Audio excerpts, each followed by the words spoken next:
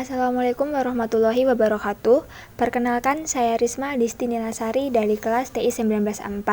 Video ini berisi tutorial membuat aplikasi sederhana yang terdapat proses input data ke hosting saya dengan menggunakan API pada Flutter.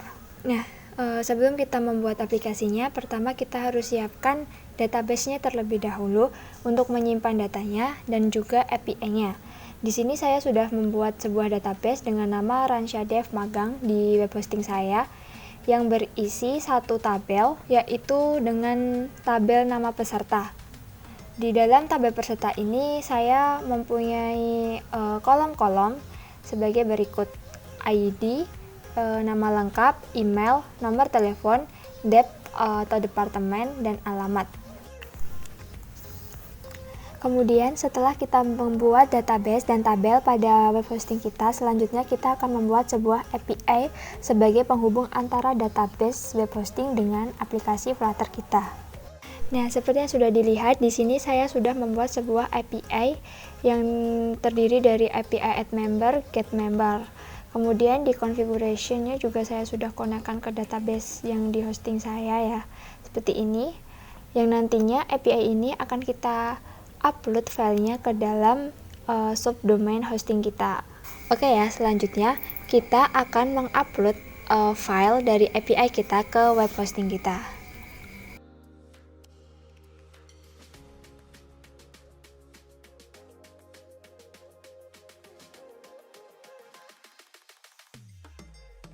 Oke, sudah terlihat seperti ini ya, kita sudah mengupload file API kita. Apabila file API kita sudah terupload pada web hosting kita, selanjutnya kita akan mengetes API kita, apakah sudah berfungsi dengan baik atau belum. Kita mengetesnya menggunakan aplikasi Postman. Di sini saya sudah menginputkan mengisi data saya ya, data diri saya seperti ini. Kemudian kita klik send. Di sini akan muncul status 200 ya, itu artinya berhasil terdaftar. Kemudian kita cek terlebih dahulu di web hostingnya, database web hostingnya. Oke ya, ini data diri saya sudah masuk di sini, maka API kita berfungsi dengan baik. Kemudian saya juga membuat sebuah API untuk meng-get all semua peserta. Kita klik send, maka akan muncul status true, message berhasil menampilkan data dengan jumlah data 1, berikut datanya. Jadi API untuk get all member ini sudah berhasil juga. Apabila tes API kita sudah berhasil, selanjutnya kita membuat project Flutter baru dengan nama Magang App.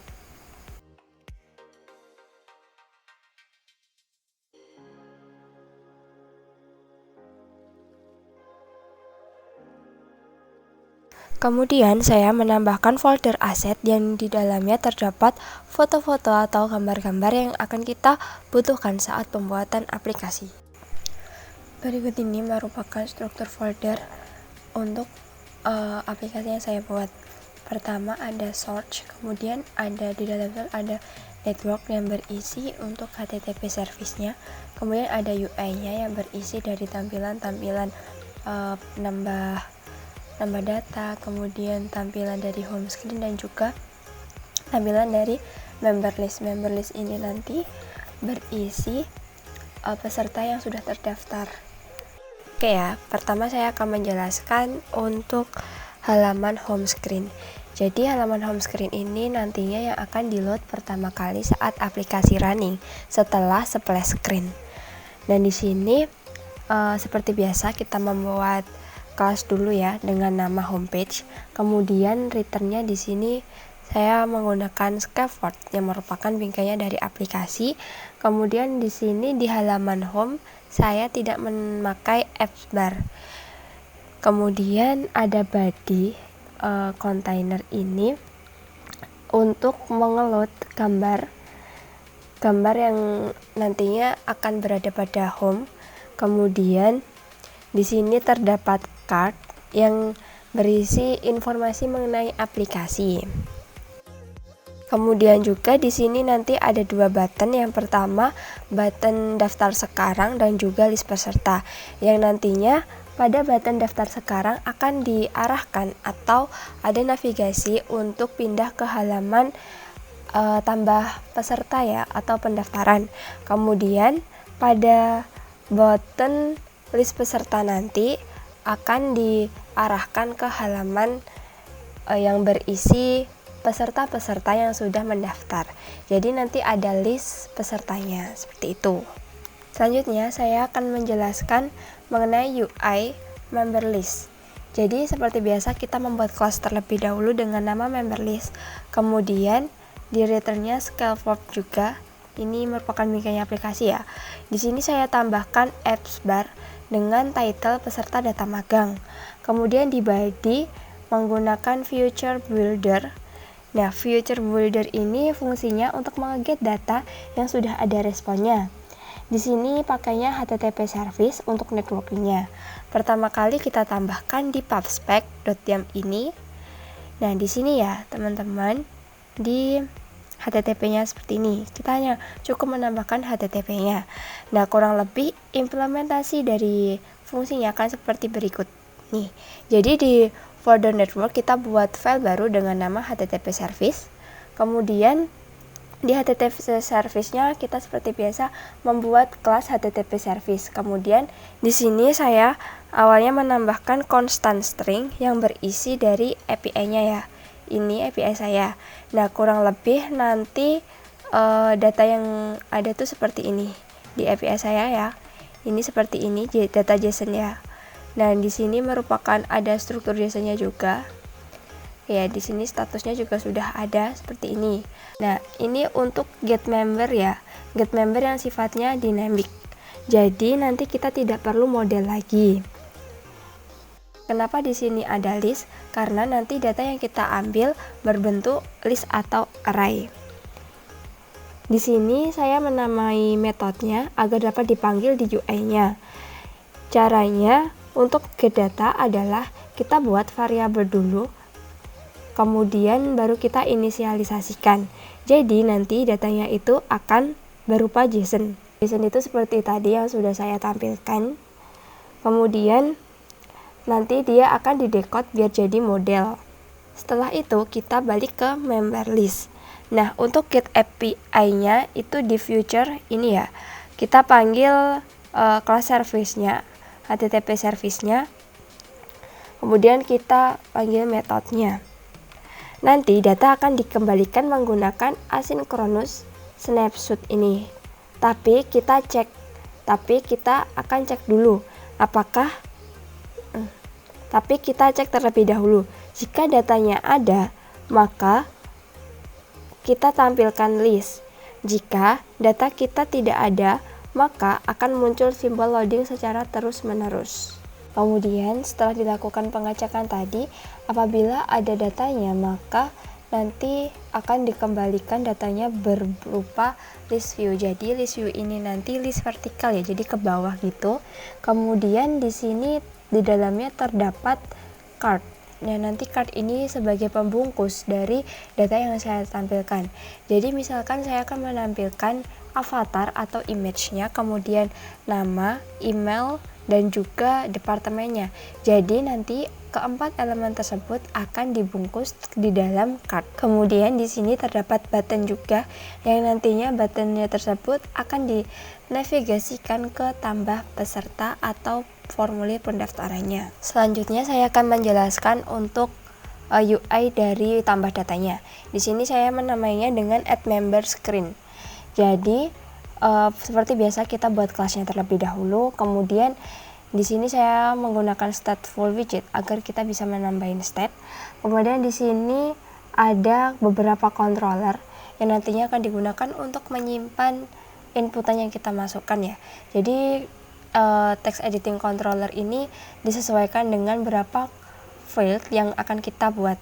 Di sini saya ada 5 field, yaitu full name, kemudian ada email, nomor telepon, departemen, dan juga alamat. Kemudian di body-nya itu seperti biasa kita pakainya scaffold. Kemudian ada app barnya yang nantinya ada icon arrow back-nya untuk kembali ke halaman sebelumnya, dan juga untuk teksnya kita beri daftar magang. Untuk bodinya kita menggunakan padding ya, padding 10 itu agar kita nggak terlalu menempel ke screen-nya ya, karena itu tampilannya kurang menarik. Kemudian ada child list view, jadi kita membuat kolom-kolom nanti atau feed kita itu berbentuk list, jadi list ke vertikal ke bawah gitu. Nah, kemudian seperti biasa kita beri judul formulir daftar magang, kemudian ada text fieldnya ya, text field ada 5. Kemudian di sini sama saja, tetapi yang membedakan itu hanya controllernya, disesuaikan saja. Kemudian paling bawah itu ada button daftar. Button daftar ini nanti on press-nya itu berisi aksi yang akan kita lakukan ya. Di sini kita akan mengirimkan data atau mempost data ke dalam database server. Kita tambahkan networking-nya di bawah sini ya. Kita nggak jauh-jauh karena nanti kita itu membutuhkan juga isi datanya, kemudian responnya atau statusnya ya. Di sini ada menggunakan future seperti tadi ya, menggunakan future tapi ada konstruktornya gitu. Ada full name, email, nomor telepon, departemen, dan alamat. Kemudian base URL-nya atau endpoint-nya mengarah ke API kita yang digunakan untuk menambah datanya. Ya, kalau di tempat saya itu saya nambahinnya add member .php ya. Seperti itu. Kemudian karena kemarin aku buat API-nya dijadiin body, maka di sini aku pakai map ini, map jadiin body ya. Jadi dibikin jadi body dulu. Nah, ini merupakan kayaknya ini merupakan value-nya. Ya. Jadi seperti ini saya tampilkan di Postman dulu. Di sini magang hosting ya. Kita add data ini. Nah, di sini body-nya ya. Kita lihat kayak gini ya, sama kan kayak tadi formatting kitanya ya. Jadikan body dulu. Setelah itu kita bakal post datanya ke DB server kita. Nah, jadi di sini aku buat variabel final ya, yang dimana nanti datanya itu diambil dari text field-nya ya. Kemudian di post di URL-nya atau endpoint kita di sini ya. API kita yang mengarah ke add member. Jadi data yang sudah kita ambil nanti kita taruh di body ya. Karena kemarin aku buatnya juga di body, kemudian terus dikasih header. Karena API-nya harus ada headernya. Kemudian di sini ada content type yang ini ya, X from www from URL encode. Kita cek di Postman juga ada ya content type-nya. Seperti itu. Kemudian di bawahnya itu ada responnya. Jika respon status code-nya 200, kalau di HTTP itu 200 itu artinya berhasil, maka kita buat variabel datanya yang berisi JSON datecode. Kemudian kita tampilkan snack-nya yang kita ambil dari message-nya saja. Jika error maka akan muncul failed to load post.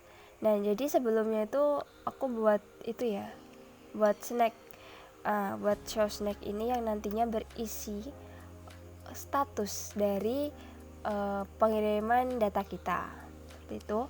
Nah, jika sudah mengirimkan, alangkah lebih baiknya file kita itu kosong. Jadi di sini saya buat ini sih internal ya, di variabelnya itu kita buat variabel name yang berisi name controller, email juga email controller nanti. Nah, di variabelnya nanti kita kosongkan teksnya. Jadi setelah mengirim nanti text filenya itu kembali kosong. Ya, setelah itu kita akan mencoba mendebugging atau merilis aplikasi kita ke smartphone kita. Jadi pertama kita buka pengaturan pada HP kita, kemudian pengaturan tambahan, kemudian pilih opsi pengembang, aktifkan debugging USB-nya. Jika sudah selesai pengaturannya, maka kita sambungkan smartphone kita ke USB-nya. Ya, di sini sudah connect ya nih. Ini device saya atau HP saya. Kemudian kita klik run atau klik F5. Tunggu hingga proses debugging selesai.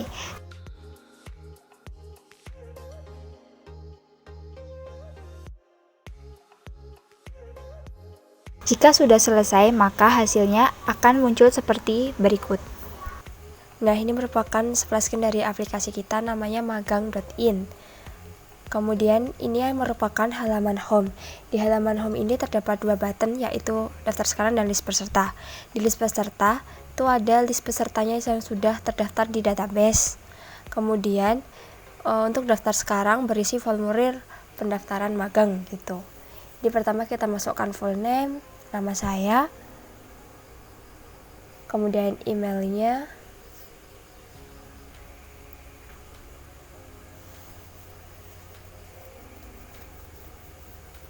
kemudian nomor telepon, ada juga departemen atau bagiannya,